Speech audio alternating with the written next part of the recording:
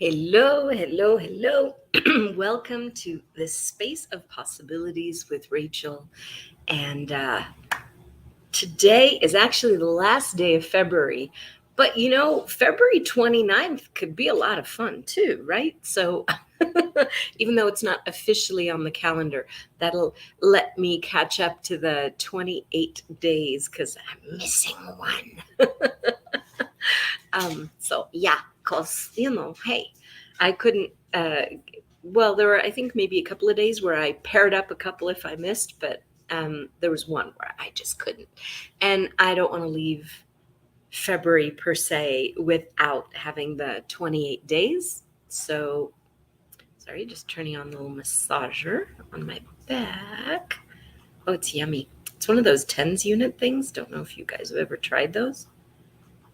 It's yummy. And it's tingling my back as we speak. So today I have pulled out a snippet because this is Access Consciousness Tools in this Snippets and Possibilities. It may not always be Access Consciousness Tools, actually, because there's a lot of other books that I read that are pretty cool. But we did say we're going to play with Access tools and Access books and Access manuals and all sorts of fun Access stuff during the month of February. No idea what we'll do in the month of March. But hey, how does it get any better than that? We'll see. But today's snippet is from the reference materials. You can't see it. Ha ha. It's like white screen. Really funny. But it's from the reference materials, and I've spoken about the reference materials in the past. When you take more of the advanced classes of Access, you take the bars, you take Hi Puppy, you take the bars, you take Foundation, you take a Choice of Possibilities class, and then that's my coffee, thank you. And then you can purchase the reference materials, and there's all sorts of a wealth of information in different topics, different interests, different all sorts of stuff. So I looked up a term. This is how I like to play with the reference materials. I start with something and then just go and then see where the energy leads me. And I have a lot of fun with it. This time I chose a section which is called What Awareness Are You Refusing?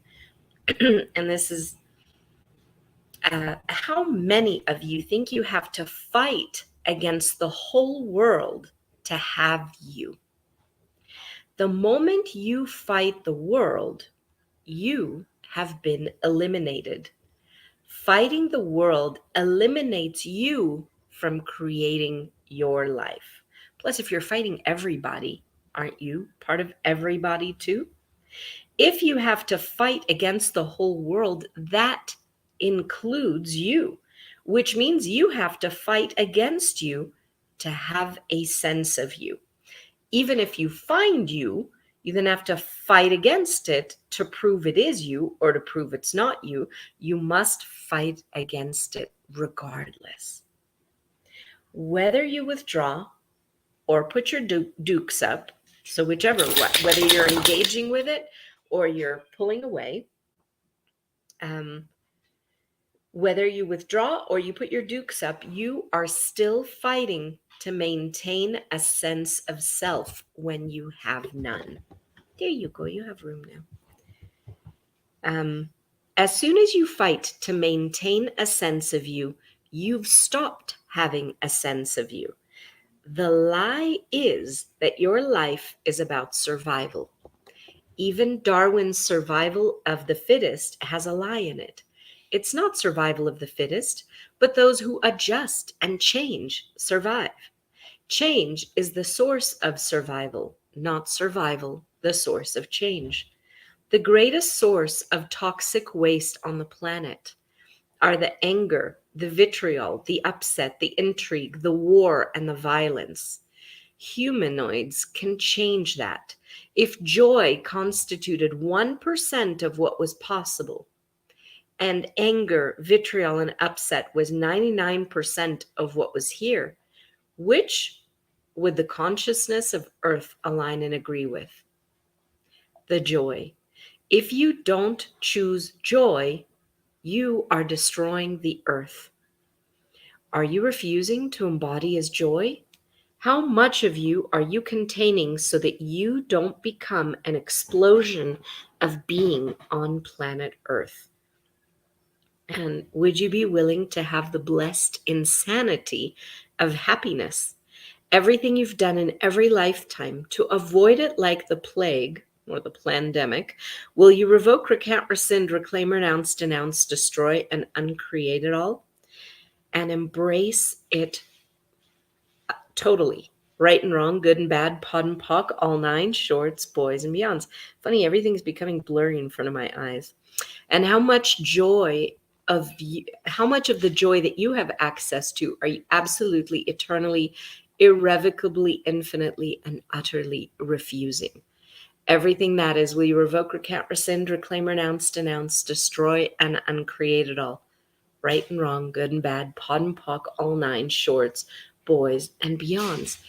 And this is so interesting for me because awareness, consciousness includes everything, and judges nothing, even the crappy stuff, even the stuff that we're not so excited about.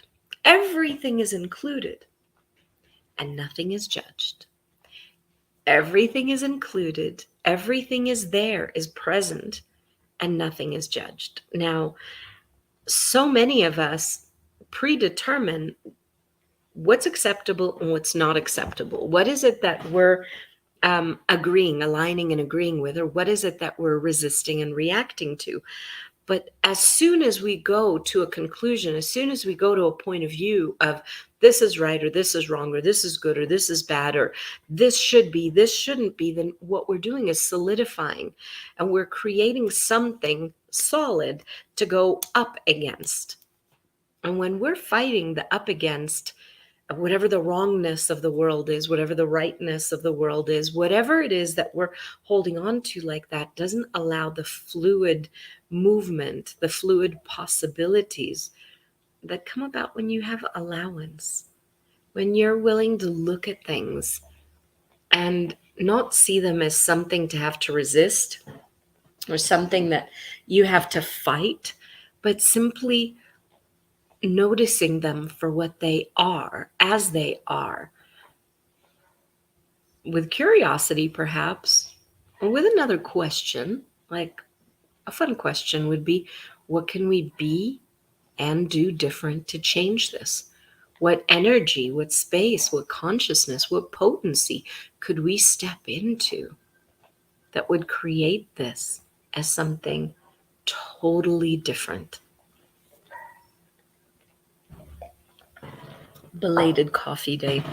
So there's a few things in this snippet that are absolutely brilliant. The moment you go to anger, rage, fury, hate, the moment you go to fight is the moment you've checked you out of life, living, and possibilities. You have stepped into whatever that emotion is, and or whatever that anger is, or whatever that rage is, or whatever that point of view is, and you're sustaining and upholding that rather than looking at what else is possible here, what else is available. So the thing is, you can fight, sure. Lots of people have been doing it forever. And as it says here, the greatest source of toxic waste on the planet is that anger, that rage, that vitriol, the separation. All of that is the greatest toxic waste on the planet. And then we have this little hidden thing called joy. And it comes about when we live from a space of allowance. When we're allowance, we're not contracted. When we're allowance, we see what is and we can choose what we'd like to choose in any moment. But we're not pulled into having to put up our dukes or having to put our tail between our legs and run away. We just know what it is that we'd like to know or be or do and go for it. The greatest source of toxic waste on the planet are the anger, the vitriol, the upset, the intrigue, the war, and the violence. Humanoids can change that. Who are the humanoids? Take an access class. Yeah, I won't go into it in further detail, But there is a wonderful book called Magic You Are It, Be It that explains it quite well as well, if you don't feel like taking a foundation class. But yes, this is a topic that's talked about a lot in a foundation class. And humanoids are the seekers of the world. You know, if you're watching this, you're probably one of them. If joy constituted 1% of what was possible, and all that anger and the vitriol and the upset was 99% of what was here, which would the consciousness of the earth align and agree with? The joy. Okay? That's choosing beyond this reality. This reality is of the anger, the rage, the fury, the hate, the vitriol, the war, the violence, the aggression. Joy is that bursting into life, bursting into possibilities, bursting into this generative energy of more, more, more. So how much of you are you stopping from being that joyful being that you truly be? And what would it be like if you were willing to embrace the joy that you know is possible, and perhaps even the joy that you were told was inappropriate or wasn't even supposed to be there? Just wondering. I mean, I can't have been the only one who was told, you know, she was too much or too loud or too this or too that or too whatever. So what do you know? And what if you being that, being you, being fully that joy, that exuberance, that just zest of living that you be, would create so much more nurturing and possibilities on this planet, because you wouldn't be whacking your head against the wall, fighting yourself and fighting everything else. But you'd be creating and generating something new. I wonder what that would be like. See y'all tomorrow. Bye-bye.